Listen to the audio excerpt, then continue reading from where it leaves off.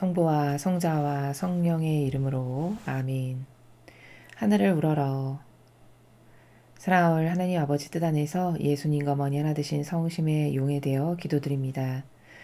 예수님과 어머니 두 분의 가르침과 정신과 모범, 그 정신세계로 저희들이 새롭게 창조되고 어머니의 뱃속에서 저희들도 다시 잉태되어 탄생될 수 있도록 자비를 베풀어 주옵소서.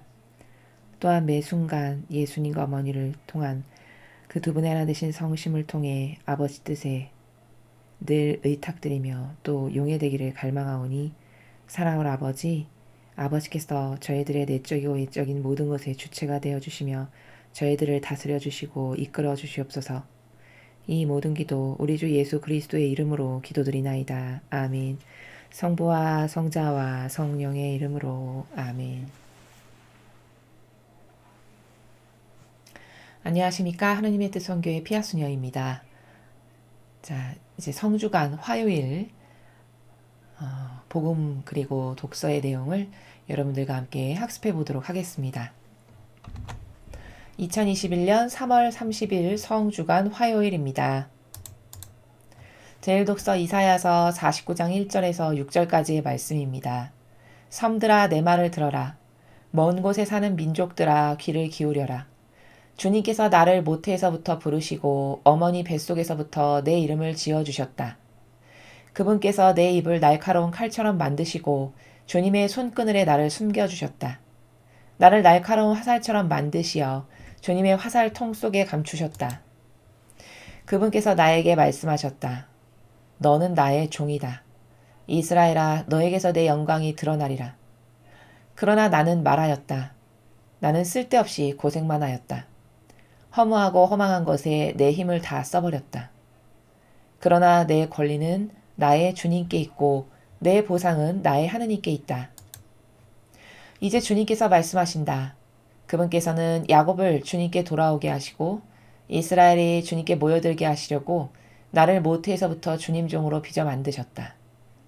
나는 주님의 눈에 소중하게 여겨졌고 나의 하느님께서 나의 힘이 되어주셨다. 그분께서 말씀하신다. 네가 나의 종이 되어 야곱의 지파들을 다시 일으키고 이스라엘의 생존자들을 돌아오게 하는 것만으로는 충분하지 않다. 나의 구원이 땅끝까지 다다르도록 나는 너를 민족들의 빛으로 세운다. 주님의 말씀입니다. 하느님 감사합니다. 자, 요 근래에 계속 이사야서를 우리는 배우고 있습니다. 오늘 이사야서 49장의 내용은 이겁니다. 망할 때가 되면, 세상이 망할 때가 되면 똑같은 전조 증상이라는 게 있죠. 그 전조 증상이 뭐냐? 예를 들자면 하느님의 뜻을 떠납니다. 인간이. 그리고 악하기 그지없는 그 사악하고 역겹기 그지없는 제도와 전통이라고 하는 그 자신들의 사욕과 욕망을 채우기 위해서 세워놓은 것에 맹종하고 맹신합니다. 그리고 죄악이 들끓고 이런 것이 망할 때 인류가 규칙적으로 반복적으로 보였던 전조 증상입니다. 오늘 이 이사야서의 말씀은 그렇게 인류가 어떤 사이클을 타고 망했다, 흥했다를 반복하는데 우리가 성경을 보면 그 중에서도 오늘 지금 이사야서의 이 49장의 내용은 어떤 시대를 두고 말씀하시는 것인가?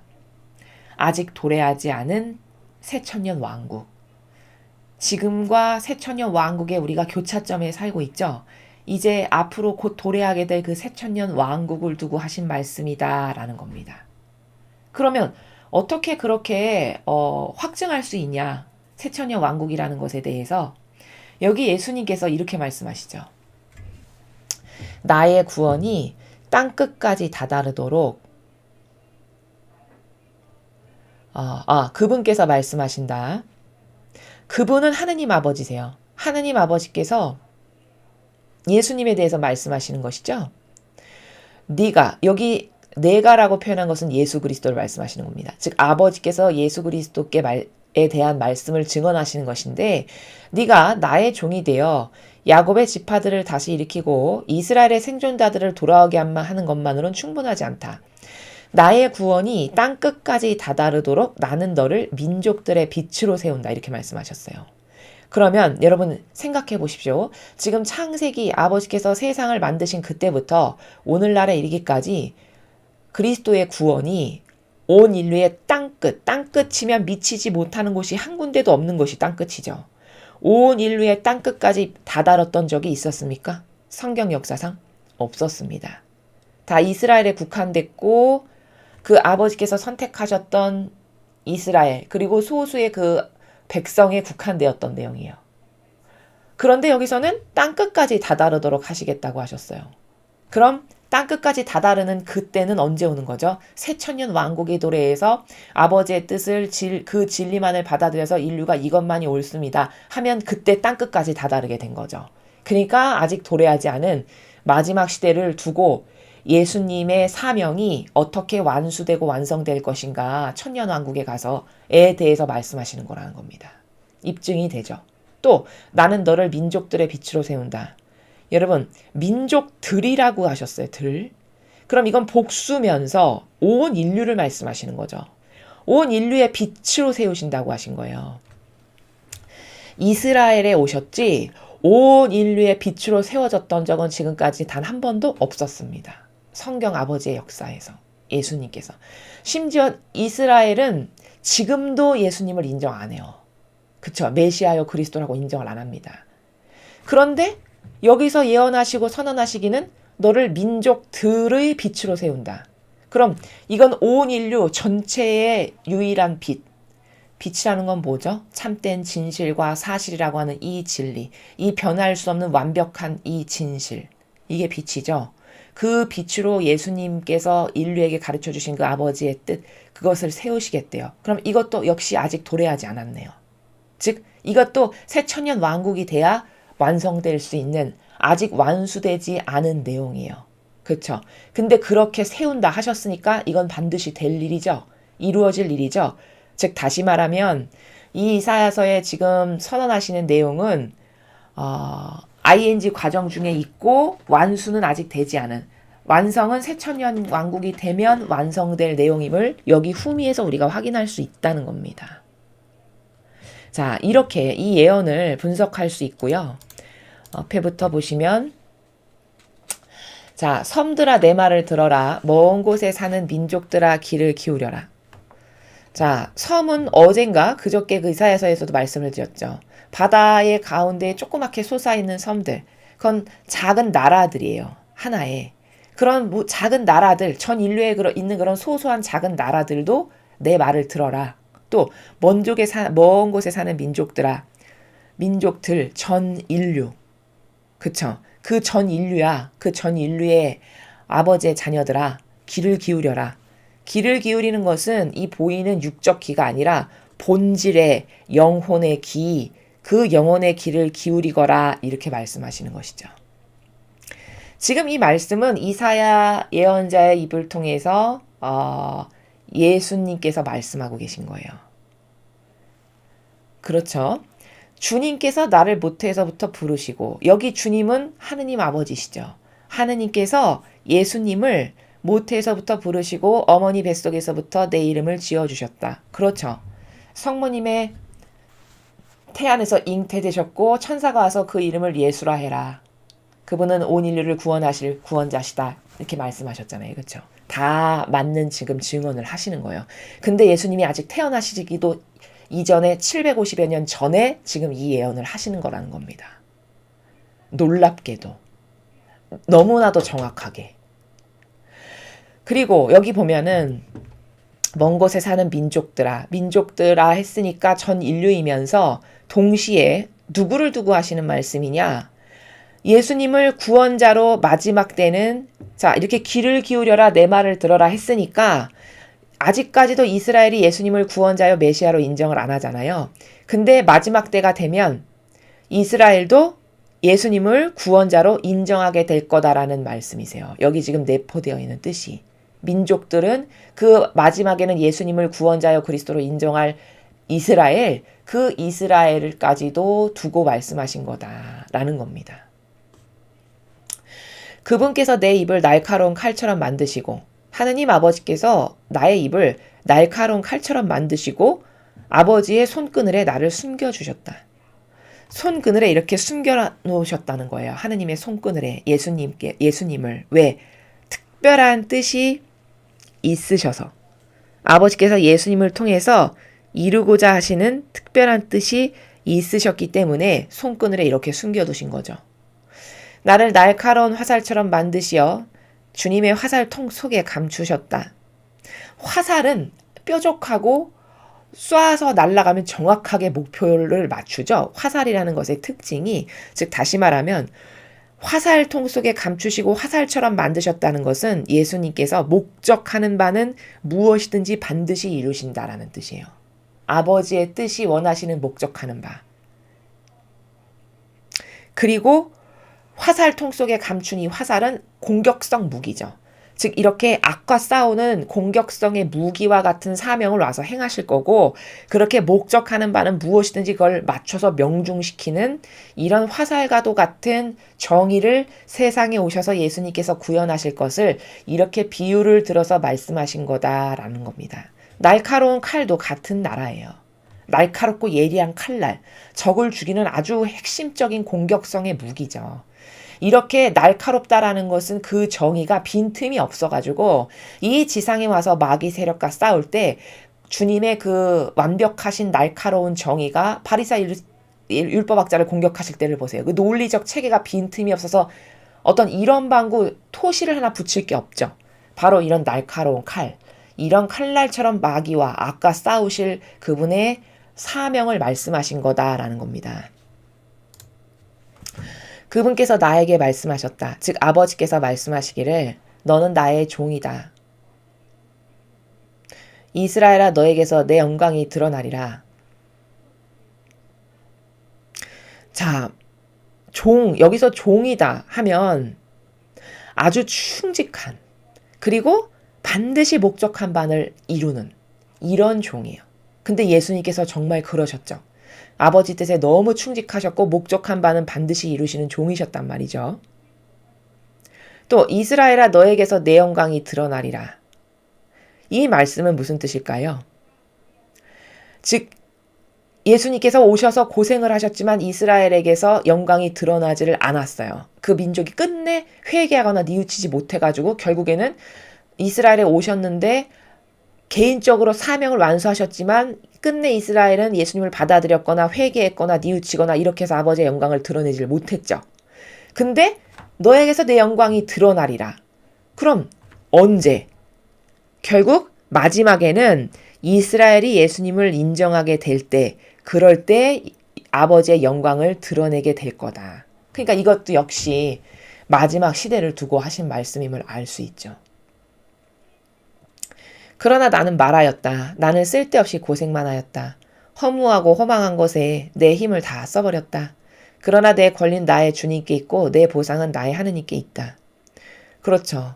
이스라엘에 와서 그토록 많은 기적과 이적과 표징과 수많은 진리를 가르쳐주시고 뭐 병자, 아픈 사람, 마귀 들린 사람 다 고쳐주셨지만 결국에는 이스라엘이 끝내 올바른 반영을 하지 못하고 망해버린, 그러니까 허무하고 허망한 것에 힘을 다 써버리신 게 맞죠.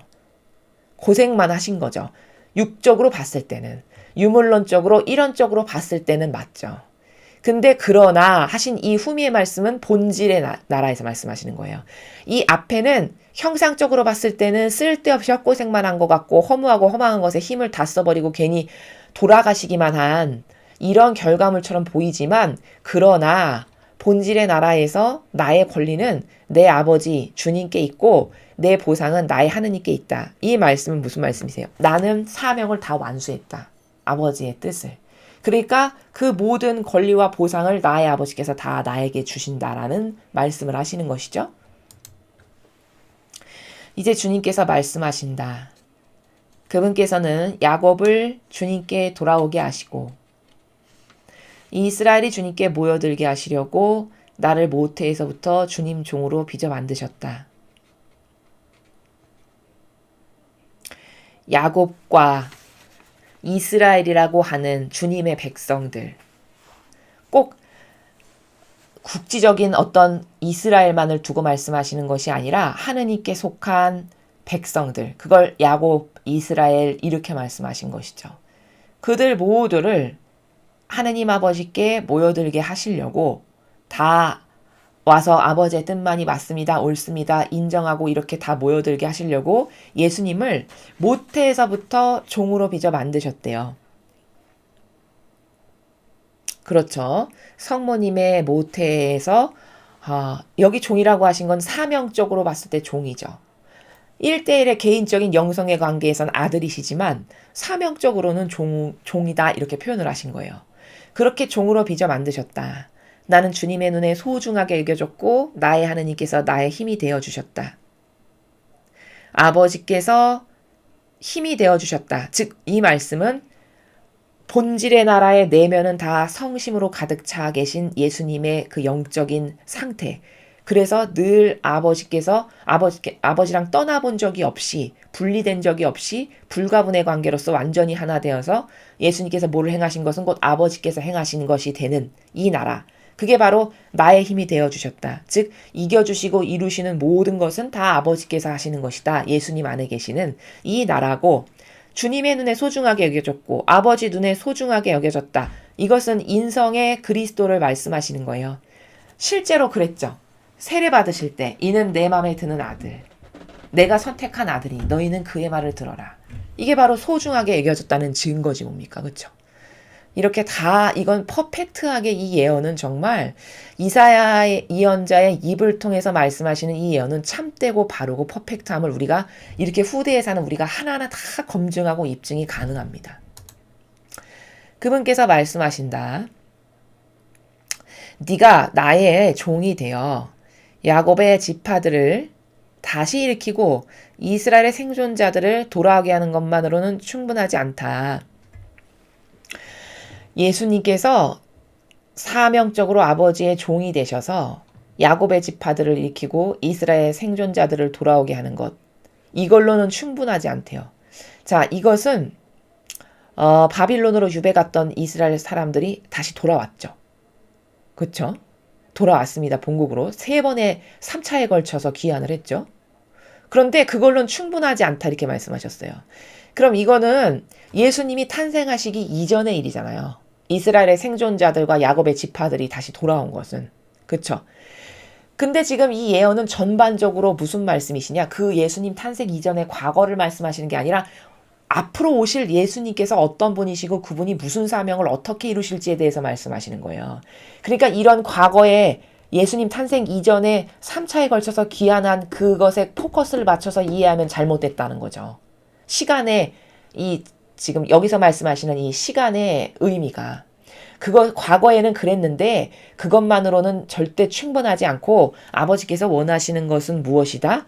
앞으로 나의 구원이 전 인류를 구원하고자 하는 나의 이 구원의 이 사명이 땅 끝까지 다다르도록. 땅 끝이면 땅의 끝이니까 미치지 못하는 곳 없이 전 인류에게 다 미친다라는 말씀이세요.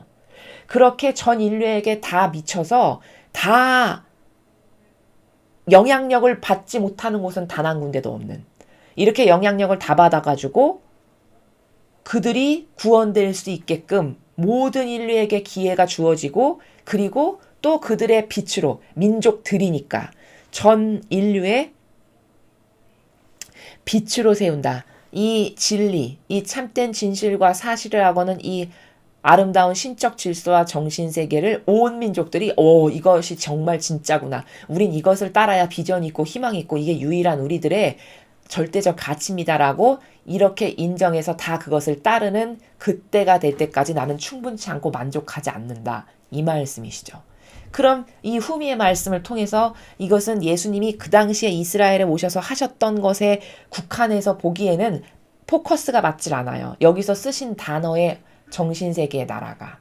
즉 그것은 앞으로 완성될 새로운 시대라고 우리가 이야기하는 성화시대 새천년 왕국을 두고 말씀하신 거다. 이게 완성이 될 때는 그것을 우리가 후미에 말씀하시는 나라를 통해서 입증할 수 있습니다. 자, 계속해서 오늘 주신 복음 말씀 함께 보시겠습니다. 요한복음 13장 21절에서 33절, 36절에서 38절까지의 말씀입니다. 주님, 영광 받으소서. 그때 제자들과 함께 식탁에 앉으신 예수님께서는 마음이 산란하시어 드러내놓고 말씀하셨다. 내가 진실로 진실로 너희에게 말한다. 너희 가운데 한 사람이 나를 팔아넘길 것이다. 제자들은 누구를 두고 하시는 말씀인지 몰라 어리둥절하여 서로 바라보기만 하였다. 제자 가운데 한 사람이 예수님 품에 기대어 앉아 있었는데 그는 예수님께서 사랑하시는 제자였다. 그래서 시몬 베드로가 그에게 고갯짓을 하여 예수님께서 말씀하시는 사람이 누구인지 여쭤보게 하였다. 그 제자가 예수님께 더 다가가 주님, 그가 누구입니까? 하고 물었다. 예수님께서는 내가 빵을 적셔서 주는 자가 바로 그 사람이다 하고 대답하셨다. 그리고 빵을 적신 다음 그것을 들어 시몬 이스카리옷의 아들 유다에게 주셨다. 유다가 그 빵을 받자 사탄이 그에게 들어갔다. 그때 예수님께서 유다에게 말씀하셨다. 네가 하려는 일을 어서 하여라. 식탁에 함께 앉은 이들은 예수님께서 그에게 왜 그런 말씀을 하셨는지 아무도 몰랐다. 어떤 이들은 유다가 돈주머니를 가지고 있었으므로 예수님께서 그에게 축제에 필요한 것을 사라고 하셨거나 또는 가난한 이들에게 무엇을 주라고 말씀하신 것이려니 생각하였다. 유다는 빵을 받고 바로 밖으로 나갔다. 때는 밤이었다. 유다가 나간 뒤에 예수님께서 말씀하셨다. 이제 사람의 아들이 영광스럽게 되었고 또 사람의 아들을 통하여 하느님께서도 영광스럽게 되셨다. 하느님께서 사람의 아들을 통하여 영광스럽게 되셨으면 하느님께서도 몸소 사람의 아들을 영광스럽게 하실 것이다. 이제 곧 그를 영광스럽게 하실 것이다. 얘들아, 내가 너희와 함께 있는 것도 잠시뿐이다. 너희는 나를 찾을 터인데 내가 유다인들에게 말한 것처럼 이제 너희에게도 말한다. 내가 가는 곳에 너희는 올 수 없다. 시몬 베드로가 예수님께 주님 어디로 가십니까? 하고 물었다. 예수님께서는 그에게 내가 가는 곳에 네가 지금은 따라올 수 없다. 그러나 나중에는 따라오게 될 것이다 하고 대답하셨다. 베드로가 다시 주님, 어찌하여 지금은 주님을 따라갈 수 없습니까? 주님을 위해서라면 저는 목숨까지 내놓겠습니다. 하자 예수님께서 대답하셨다. 나를 위하여 목숨을 내놓겠단 말이냐? 내가 진실로 진실로 너에게 말한다. 닭이 울기 전에 너는 3번이나 나를 모른다고 할 것이다. 주님의 말씀입니다. 그리스도님 찬미합니다.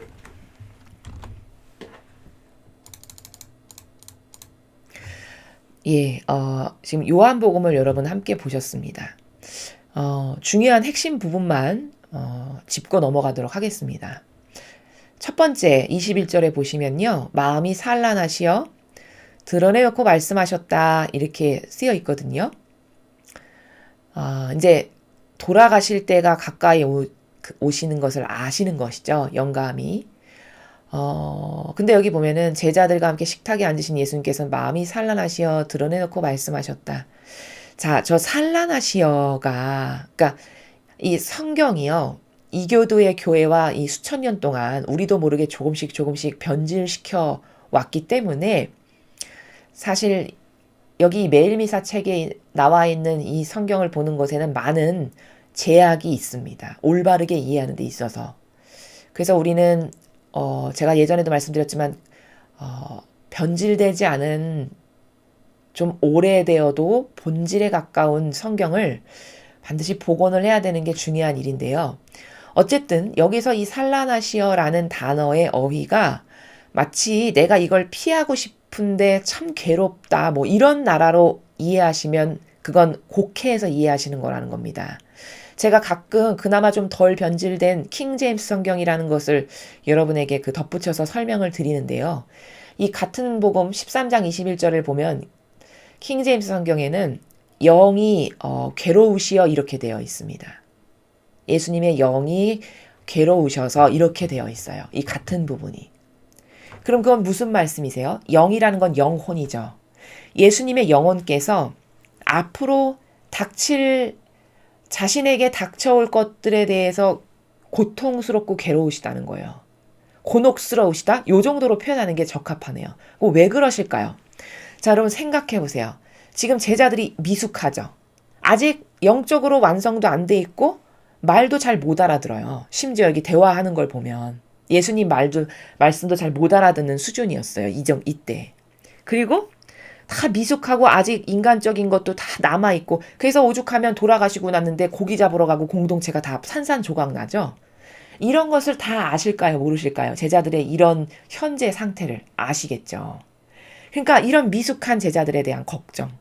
그리고 내가 그 사명을 완벽하게 완수를 해야 되는데 뭔가 이런 제자들이 덜 완성됐는데 빠르게 다가오고 있는 이 자신과 관련된 여러 가지 고통적인 상황들, 이런 모든 것이 곤혹스럽고 괴로우신 거예요. 이게 지금이 맞나? 때가? 이런 생각도 하시겠죠. 이게 아버지께서 허락하신 정확한 때가 맞나? 이게 너무 일찍 다가온 건 아닌가? 얘들은 아직 이런데 이걸 두고 내가 어떻게 이 순교라고 해야 될까요? 어떤 이렇게 산희생제물로 가면 얘네들이 잘할 수는 있을까? 이런 기타 등등의 여러 가지 곤혹스러우신 상황들과 미루어 짐작했을 때 완성되지 못하는 이런 것들이 참 고통스러우셨겠죠. 그래서 영이 괴로우셔서 이런 표현으로 되어 있습니다. 킹제임스 성경에는. 그런 나라로 이해하셔야 맞다는 거예요. 21절에 마음이 산란하시오는. 자, 지금 그런 상황이세요. 예수님의 심경이. 그러니까 참 진퇴양난이고 상황은 완성되어 있지 않고 얘네들이 과연 새로운 그리스도 교회를 이룰 수가 있을까? 이런 걱정, 근심, 앞으로 잘 끌고 나갈까? 나의 사명이 너무 일찍 다가오는 것은 아닌가? 지금이 적절한가? 이런 여러 가지 근심에 지금 쌓여 계신 상태라는 거죠. 그래서 이제 너에게 말한다. 사람이 팔아넘길 거다. 그러니까 이제 제자들이 어리둥절해서 서로 쳐다보죠. 그러니까 사랑하는 제자가 옆에 있었는데 베드로가 고갯짓을 해서 그게 누군지 좀 여쭤봐라 이렇게 한 거죠. 그랬더니 그 옆에 예수님 옆에 앉아 있었던 사랑하는 제자가 주님 그가 누굽니까? 이렇게 물어봤어요. 그랬더니 예수님께서 내가 빵을 적셔서 주는 자가 바로 그 사람이다. 이렇게 말씀을 하시죠. 그리고는 빵을 적셔서 유다의 시몬 이스카리옷의 아들 유다에게 이렇게 주셨어요. 자, 근데 27절에 그 빵을 이렇게 주셨더니 유다가 그 빵을 받자 사탄이 그에게 들어갔다 이렇게 되어 있어요. 이걸 어떻게 이해해야 될까? 영적으로 이 나라가 이걸 자칫 잘못 이해하면 어머 멀쩡한 사람을 예수님은 빵 주셔가지고 마귀가 유다 안에 들어간 거야 이렇게 이해하실 수도 있겠죠. 영의 세계를 잘 모르면. 그게 아닙니다. 멀쩡하게 착하고 가만히 있던 사람에게 예수님께서 빵 주니까 그 빵을 통해서 사탄이 들어갔다 이 나라가 아니에요. 지금 27절의 말씀은 어떤 영의 세계냐면 이미 유다는 여러분이 다 아시겠지만 마음의 자유의지가 이미 마귀에게 넘어간 상태예요. 이때. 이미 계획을 다 짜놨고 바리새법자들하고 다 입을 맞춰놨고 마음에 이걸 이렇게 해야 되겠다라는 의지를 이미 다 가지고 있었던 상태죠. 우리가 알다시피. 그 자유의지가 이미 마귀와 하나 된 상태였어요. 근데 빵을 건네주자 사탄이 들어갔다라는 것은 무슨 말씀이시냐? 이미 악에게 동조해서 이렇게 해야지까지 계획을 다 세워놨는데 빵을 주시는 순간 예수님께서는 영적으로 뭘 하시는 것이냐? 아버지 뜻에 따라서 허락을 하신 거예요. 그래, 너가 할 일을 하거라. 이렇게. 27절의 나라는 그 나라예요. 빵을 넘겨주셨다라는 건. 그래, 너의 자유의지가 이미 악하고 사탄하고 하나 됐고 너는 그럴 계획을 다 세워놨지. 그래, 네가 할 일을 하거라. 내가 허락한다. 해서 빵을 이렇게 주시는. 왜? 아버지의 뜻에 의해서 다가오시는 모든 것을 다 허락하고 받아들이시잖아요. 항상 예수님께서는. 그러니까 그 나라라는 거예요. 그래서 내 잠재적으로 갖고 있었던 사탄의 그 의지가 빵을 받는 순간 이제 발동하기 시작하는 거예요. 유다 안에서. 그러니까 실행을 옮기잖아요. 바로 나가죠. 네가 하려는 일을 어서 해라 이렇게 말씀하시니까 이건 이제 제자들의 생각이고 28절 29절은 왜 저렇게 말씀하시지? 아무도 몰랐다는 거죠. 무슨 일이 있는 건지는. 근데 빵을 받고 바로 밖으로 나갔다. 이렇게 되어 있죠. 그러니까 예수님께서는 빵을 넘겨주신 행위는 그래 아버지의 뜻이시면 이걸 내가 다 받아들여야지 해서 허락하신 거고 그래서 그것을 받은 유다는 이제 그때부터 마음 안에 의지로 갖고 있던 것이 실제적으로 발동이 나가지고 행동으로 막 옮기기 시작하는 것이 30절입니다. 바로 이런 내용이죠. 자, 그래서 이제 유다가 나갔어요. 그 일을 하러. 그랬더니 예수님께서 이제 사람의 아들이 영광스럽게 되었고 또 사람의 아들을 통하여 하느님께서도 영광스럽게 되셨다. 이 말씀은 무슨 뜻일까요? 사람의 아들이 영광스럽게 되었고 이 말씀은 아버지의 뜻이 예수님 안에서 이제 이루어졌다라는 거예요. 이루어지신 것이 있다. 또 앞으로 이루어질 거다. 이 말씀이세요. 그러니까 영광스럽게 됐다라고 하시는 거예요. 아버지 뜻을 드러내고 이루어 드렸으니까. 또 사람의 아들을 통하여 하나님께서도 영광스럽게 되셨다. 이 말씀은 무슨 뜻이죠? 예수님의 그 절대성의 믿음이 하느님 아버지를 기쁘시게 해드리기 위해서 온전한 희생이 되셨죠. 산 희생제물로 내어 바치셨죠. 그렇게 해서 아버지께서 영광스럽게 되시도록 해드렸어요. 바로 그 말씀이죠. 후미는.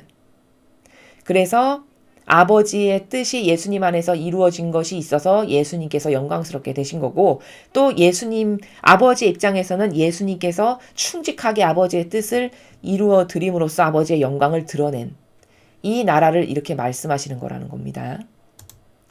하느님께서 사람의 아들을 통하여 영광스럽게 되셨으면 하느님께서도 몸소 사람의 아들을 영광스럽게 하실 것이다. 이제 곧 그를 영광스럽게 하실 것이다. 이 32절의 나라는 자, 하느님 아버지의 뜻 안에서 예를 들어 내가 아버지께 드린 것, 아버지 뜻 안에서 내가 무엇을 드렸어요? 그게 희생이 됐건 고통이 됐건 뭐가 됐건 그럼 그 중에 헛된 것은 단 하나도 없다라는 말씀이세요. 32절의 나라가. 하느님 아버지 뜻 안에서 내가 어떤 희생을 했고 고통을 당했고 지금 예수님께서는 한 희생제물로 바치시는 거잖아요. 스스로 자원하여서. 그렇게 스스로 자원하여서 아버지의 뜻 안에서 드린 것은 단 하나도 헛된 것이 없다. 그러니까 다 영광스럽게 되었다라고 말씀하시는 나라예요. 헛된 것이 없이 다 온전히 아버지의 영광을 드러내는 데만 소요됐다라는 거죠. 그 아버지의 영광을 드러내고 아버지를 영광스럽게 해드리는 것만으로 다 에너지가 그걸로만 쓰였다라는 거예요. 아버지 뜻 안에서 예수님께서 하신 모든 것이 바로 그 나라가 32절의 나라입니다. 자, 그래서 얘들아, 내가 너와 함께 있는 것도 잠시뿐이다. 너희는 나를 찾겠지만 내가 가는 곳에 너희는 올 수 없다. 그렇죠. 지금은 이제 예수님께서 점점 돌아가실 것을 예감하고 직감하시는 것이죠. 앞으로 이런 어떤 고통을 통해서 그럼 돌아가실 거니까 일단은 제자들이 그 천상의 나라에 같이 갈 수는 없죠. 지금 현재는. 그러니까 베드로가 어디로 가십니까 주님? 이렇게 물어보는 거예요. 말 못 알아들으니까. 그러니까 예수님께서 내가 가는 곳에 네가 지금은 따라올 수 없다. 그러나 나중엔 따라오게 될 것이다. 이렇게 말씀하셨어요. 이 말씀은 무슨 뜻이에요? 여러분께서 다 아시다시피 지금은 내가 죽어서 천상의 나라의 아버지 곁에 갈 거니까 네가 올 수 없지만 나중엔 오게 될 것이다.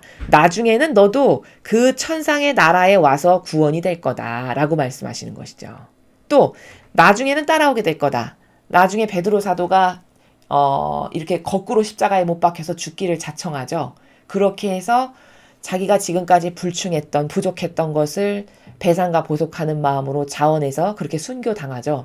바로 그렇게 죽음으로써 예수님이 가신 그 천상의 나라에 갈 수 있게 될 것을 말씀하시는 거죠. 이렇게 미리.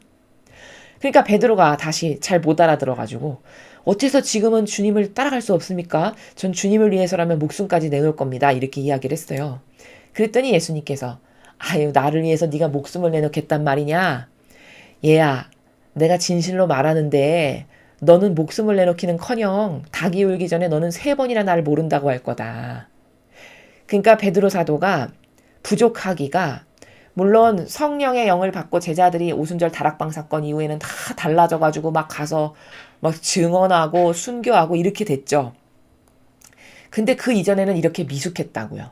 인성이 살아있어가지고 인간적인 것 안에 살아가기 때문에 그래서 예수님을 이렇게 3번이나 모른다고 배신하고 또 그 로마에서 신자들을 두고 나올 때도 예수님께서 이렇게 로마로 들어가는 것을 본 베드로 사도가 주님 어디 가십니까? 그러니까 네가 버리고 온 내 양들 찾으러 나는 간다 이렇게 말씀하셨다라고 전해지잖아요. 그런 부분에서 또 돌아가시고 나니까 나는 고기 잡으러 갑니다. 이러고 또 고기 잡으러 가죠. 이렇게 미숙했었어요. 그게 인간적인 것 안에 살면 그럴 수밖에 없다는 거예요, 반향이. 예, 제자들이 순전히 다 달라진 건 성령을 받고 다 달라졌어요. 그러니까 여기서 발견할 수 있는 건 뭐냐? 아, 은총 받지 않고는 도저히 불가능하다예요. 특히 하느님의 일을 하는 사람은 아버지로부터 이런 은총을 받지 않고서는 그 인간적인 것을 절대 뛰어넘을 수가 없습니다. 여기 사도들이 증인이죠. 이 인간적인 것 안에 갇히면 자기가 배신하길 원했을까요? 배신하길 원치 않았겠죠. 그러나 그 현실이 확 닥치면 그 인간의 자아가 발동하기를 두려워하게 되고 무서워하게 되고 타협하게 되고 요렇게 마귀가 인간의 그 마음을 끌고 다니면서 질 떨어지는 반향을 하게 한다는 겁니다. 그래서 너는 아이고 너가 나를 위해서 목숨을 내놓겠다는 말이냐? 얘야. 너는 목숨을 내놓긴커녕 누가 너 저 사람 아니냐고 물어봤을 때 3번이나 모른다고 할 거다. 이렇게 말씀하시는 거죠. 그럼 부족함을 말씀하시지만 동시에 예수님께서는 지금 베드로 사도에게 약간의 위로도 받으셨어요. 사실은. 어디서 알 수 있냐? 나를 위하여 목숨을 내놓겠단 말이냐? 이 부분이 이 말씀을 하시는 예수님의 마음의 의중의 나라는 그래 너의 마음은 기특하다. 가상하다. 이 마음에서 받으신 거예요. 첫 번째 말씀의 나라는 행간의 나라는. 근데 후미에는 그러나 너는 이렇게 아직은 부족하단다. 그래 네 의지는 가상해. 그래 너의 마음은 내가 알겠다. 네가 나를 사랑하는 것은 내가 알겠다. 해서 전반부에 나를 위해서 목숨을 내놓겠단 말이냐? 네가 거기서 조금 위로를 받으셨어요. 그치만 얘야 넌 아직 그 인간적인 것 자아 안에서 살기 때문에 아직은 미숙하기가 너는 나를 3번이나 모른다고 배신할 거란다. 이렇게 말씀하시는 나라입니다. 그래서 오늘 일독서 이사야서를 통해서 우리는 새천년 왕국의 예수님의 사명이 어떻게 완수될 것인가에 대해서 무려 예수님 탄생하시기도 이전에 750여 년 전, 그럼 지금으로부터 예수님이 다녀가신 지가 2000년이 넘었으니까 2700~800여 년 전에 이렇게 될 것을 말씀하시는 거네요. 그렇죠?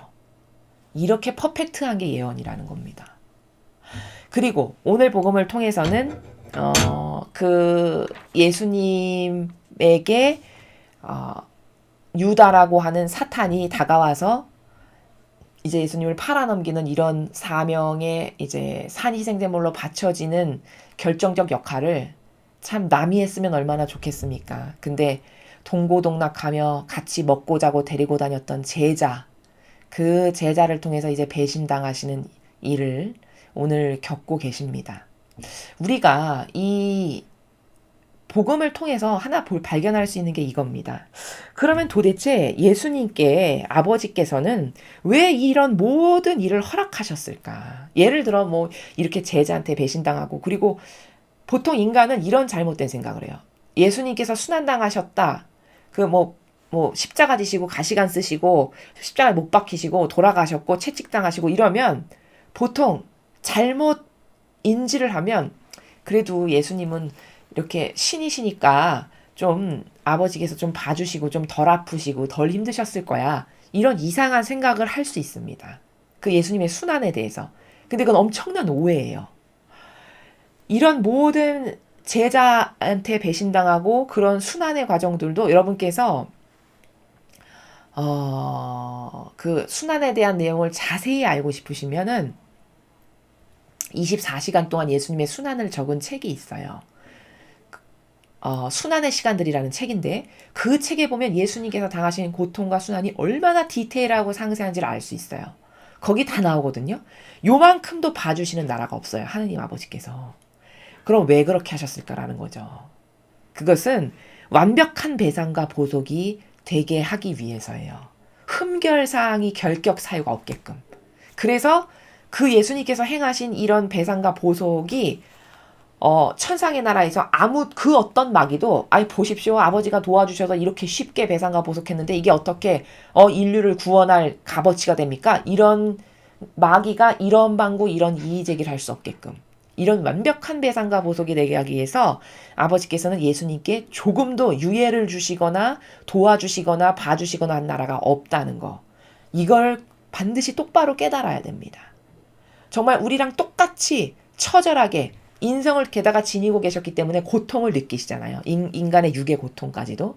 그것까지도 완벽하게 우리랑 똑같은 상태에서 조금도 봐주시지 않고 이 모든 순환과 고통과 치욕과 모욕과 배신과 이런 것을 다 당하게끔 허락을 하신 것은 바로 예수님의 그런 완벽한 배상과 보속을 통해 인류가 구원을 받는 데 있어서 흠결사항이나 결격사유가 없게 하시기 위한 아버지의 엄청난 배려고 사랑이시다.